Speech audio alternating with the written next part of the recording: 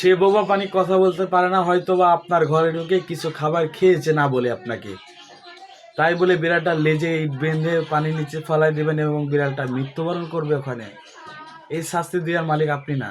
সেদিন আমার ঘরেও কুকুর ঢুকছিল, কুকুর ঢুকে অনেকগুলো খাবার নষ্ট করছে। তখন আমার মাও জিজ্ঞাসা করলো, ঘরের দুয়ারটা মারি দিতে পারিসনি? তখন আমি আমাকে বললাম যে আমার অর্ডার রিজিকে ছিল, এই কারণে পেয়েছি। তো খাবার গেলে তো আবার খাবার তৈরি করা যাবে, তাই না? সামান্য একটু খাবার খেয়েছে বলে বিড়ালটাকে এভাবে আপনি মৃত্যু দিকে ঠেলে দিবেন না, মানে খুন করবেন, এটা তো হতে পারে না, তাই না? সেই বিড়াল দেখে আমার খুবই খারাপ লাগলো।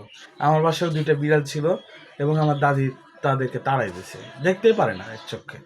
এমন আমি বললাম যে কেন ওদের পরে এত রাগ কেন, আমার সাথে ঘুমাইতো এখানে, আমার একসাথে ঘুমাইতাম শীতের দিনে, মানে গত বছর এটা। কিন্তু খুবই কষ্ট লাগতেছে যে উনিও হারাই গেছে। বোবা প্রাণীদেরকে এভাবে কষ্ট দিয়েন না, খেতে দিতে হচ্ছে না আপনাদেরকে, এভাবে কষ্ট দিয়েন না প্লিজ, আপনাদের অনুরোধ থাকলো।